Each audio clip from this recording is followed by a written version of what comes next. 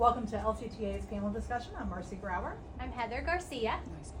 Shari Gawunter. And we're going to start with our first question today. Why have you decided to run for superintendent, and what do you hope to achieve? I've decided to run for superintendent because I want to be a voice for our educators as well as for our children, our parents, and our families. A voice that brings a focus back to education, to teaching and learning. A voice that removes the focus that has been caused there to be this politically charged environment in our schools and in our school district. And I feel like we need more of the priority to be put back into the schools and the classrooms. And so that is why I chose to run. What is your background and experience with schools and public education? I have been in education for about 21 years. I've been a preschool teacher. I moved on to elementary school teaching. I've taught in private and public schools. From there, I moved into owning my own preschool at one point. So I've owned a preschool and a daycare before. And then I moved into leadership. I've been a literacy coach, an assistant principal of curriculum, and then of course a principal. What is your plan to address the teacher and staff shortages in our district, and how will you help to improve retention of highly qualified educators? So number one is, I believe that for teacher and staff shortages, that we have to make sure that our working environment is one that teachers and staff want to be in, that they feel valued. I believe that if, teacher pay also is absolutely important. Along with that, though, teachers want to know that they're valued. They want to feel like you see them. They want to feel heard. They want to be acknowledged when they bring forth problems or solutions to what may be happening in the schools and the school district. And so for me, I feel like when they feel that value, when you work in an environment that you love and you feel valued, you're more likely to stay. It's easier to retain teachers in an environment that they love and they feel valued in. Also, again, teacher pay has to be increased. And we do know we have to be fiscally responsible, but I am a firm believer that where there's a will, there is a way. If you are intentional about making that way, you'll find it. And so that is what my goal is to make sure that there's increased pay, that there are teacher incentives for being highly effective, highly qualified in your classroom, for making strides, making gains with your students. I think that should be recognized on a regular basis. So. Please share your position on school choice, including charter schools and private schools that receive taxpayer dollars to fund student scholarships.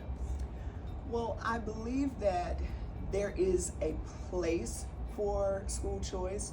I know sometimes people, there's this stigma, well, it's, the privatization and all of those things, and some of that is absolutely true. However, I have a child, and I put my child in private school before, and I know my reasons why. So I know that parents should have a choice. Sometimes it may not be because the public school is awful. It may be for other personal reasons. It could be that child, like a child that I've had at my school previously, the child has social anxiety and they do not operate well in a large school setting. And so the smaller school setting was what that child needed. So I feel like there's a place for it. However, I do feel like public education and school dollars need to be protected, and the way we protect that is by giving high quality education in the public schools. We keep our kids, we keep our families, we keep our parents by making sure that what we're offering them is high quality. It's where they want their students to be. While state legislators have an important role in deciding state board education standards that guide instruction, do you believe that same elected officials should be directly involved in influencing what school district curriculum, materials, and instructional resources are used in schools locally, or should this decision be made by the superintendent and school board? I believe that those decisions about curriculum and resources and materials should be made locally by and I know you said superintendent and school board, but I still believe even there should be some collaboration with your teachers and your teacher leaders and your school leaders. It still can't be made just by the superintendent and the school board. who may or may not, have direct involvement in the schools. So you still need, again, that educator voice. You need those parents' input some kind of way to make sure that what you're providing is what's needed at every school. Please share your plan to collect input and work with parents and employees in making decisions that affect our schools and community. And would you be in favor of hosting teacher focus groups to build relationships and hear concerns at least once a semester? I absolutely am all for that. My plan for getting that parent input is, of course, doing the surveys, but nothing is better than having that face-to-face and actually inviting parents and families in and having conversations, panel discussions, doing SWOT analysis, which I've done before when I was in Jefferson County. We had our parents come from the community. We broke them off into groups. We sat down, we talked about what their concerns were, what was it that they wanted to see in their students' schools, and what were some of the good things that we were doing. And I totally believe in that. I've also just this past semester did a parent focus group. Just wanted to know, what are your thoughts about what we're doing? How are we doing? What do you like? What do you think that we can do better in? And it doesn't mean that you're going to change everything, right, to make everybody happy, because you can't make everyone happy. However, input is very important. Collaboration is very important, because we're all supposed to be doing this together. And so that would absolutely be my plan. Surveys, focus groups on a regular basis as well. Education unions have an important role in supporting school employees. What do you believe the proper role of the union should be in working with the school board? As a school board member, how would you work with the union?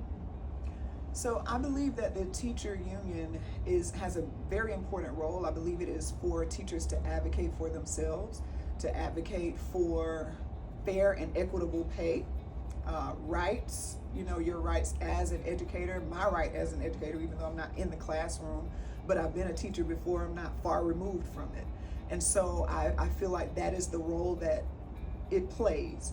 I feel like in order to bring it together, there's this stigma that, the school board and the superintendent and teacher unions can't work together. We absolutely can. But as I've said before, teachers and the union have to feel heard. We can't go in on the defense, already ready to fight a battle, right? We have to go in with a different mindset in thinking, okay, how can we help? How can we work together to make sure that you feel valued, as well as we're able to do what we need to do for the sake of our children? And I feel like if we do that, then absolutely we can be successful. Student behavior and attendance has become a serious problem for educators. What ideas do you have to support administration and teachers to address these issues while maintaining safe schools? The first is, in my last, at the school, FAMU DRS, as a principal, I worked with the district on revising our district code of conduct and aligning it with the new CESR rules and the state, board expectations and all of those things. And in looking at ours, and I also have looked at Leon County School District's discipline code of conduct, it leaves a lot of gray areas. It's a lot of open, I don't even know what to call it, or just a lot of room for there to be a lot of autonomy. And, I think that those things need to be closed in, and that will give a lot of support to school leaders, to teachers, because now we have a clear plan, clearly defined expectations for parents, clearly defined expectations for students. And so now we all know what it is that we're expecting from our students and our families. And I think that will also help with attendance. We can, again, make sure that our social workers are doing those home visits that need to be done when we see that a kid has not been in place for X amount of days, that we follow the protocol that's written in state statutes, that we are following up if they are, absent for a consecutive number of days, and we're making sure to keep in contact with those families. If we can't find them on phone, email, then they're supposed to be home visits, and we need to make sure we're doing that to get our students where they need to be. What are your views on how to best provide FAPE, and that's a free, appropriate public education, for our ESE students or students with disabilities within Leon County schools, And do you support smaller class sizes and caseload caps? Why or why not? So for students with exceptionalities, I believe that we need to make sure that we are giving them an inclusive environment. We do want our students to feel a part of the educational environment that they are in. I do believe that there are some students who have exceptionalities, though, that need to be in a smaller classroom setting. Absolutely need caseload caps, because if I have a large group of students who may have emotional behavior disorders or may have ADHD or, at a particular end of the spectrum on autism, and I have only one teacher in there, or maybe a teacher and a para, but a large number of students, it is very difficult to handle that type of caseload. And so we absolutely need a caseload cap. It's not realistic to expect for a teacher or an educator to be in a classroom and handle all of that by themselves and be successful. Neither can the students be successful if we're constantly dealing with behavior, because of the exceptionalities. So I absolutely believe that that is what we need to do. I feel like if students have exceptionalities and they're able to successfully be integrated into a classroom with everyone else for, the majority of the day, which is law, state law and federal law, then absolutely do that. But if we have those students that need to be in a smaller group, let's do that. Given that Leon County School District emphasizes the goal of fiscal responsibility, and the state of Florida now has financial literacy as a high school graduation requirement, some think that Leon County Schools should go a step further and offer financial literacy support to our school communities for our students, parents, and staff as a way to combat some inequities. Do you agree with this? If not, why not?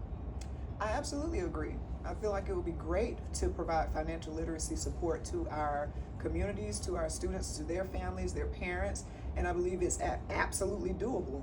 There are nonprofit organizations that wouldn't mind coming in, providing workshops for our parents at school sites, and just partnering with those organizations, partnering even with universities. We can have interns to come in, or college students who need volunteer hours that may be in the School of Business and have that information and knowledge that can be shared with those families. We absolutely need to do that. All right, and this is a question from a member. Ms. Swain, during a previous interview with support staff, you mentioned that contracts with the union had been settled when they were not, and stated that the contracts with teachers and support staff were for 5 years when they are only for 3 years. How do you address the concerns of those who feel these inaccuracies reflect a misunderstanding of contract term and negotiations? Say that again? During a previous interview with support staff, I guess the LESPA, you mentioned that contracts with the union had been settled when they were not, and shared the contracts with teachers and support staff were for 5 years when they are only for 3. How do you address the concerns of those who feel these inaccuracies will reflect a misunderstanding of contract terms and negotiations? I didn't say that. That I don't even have knowledge Perfect. of, the years or any of that, so I definitely didn't make that statement. Okay, fantastic. Just a member question. Yeah. Thank you. Or yours? Either or. What steps would you take to understand the needs and rights of our LGBTQ+ students and staff? And what do you think would be your greatest challenge in your new position to support these populations in our schools? And so the first part of the question again? What steps would you undertake to better understand and protect the needs and the rights of our LGBTQ+ students and staff?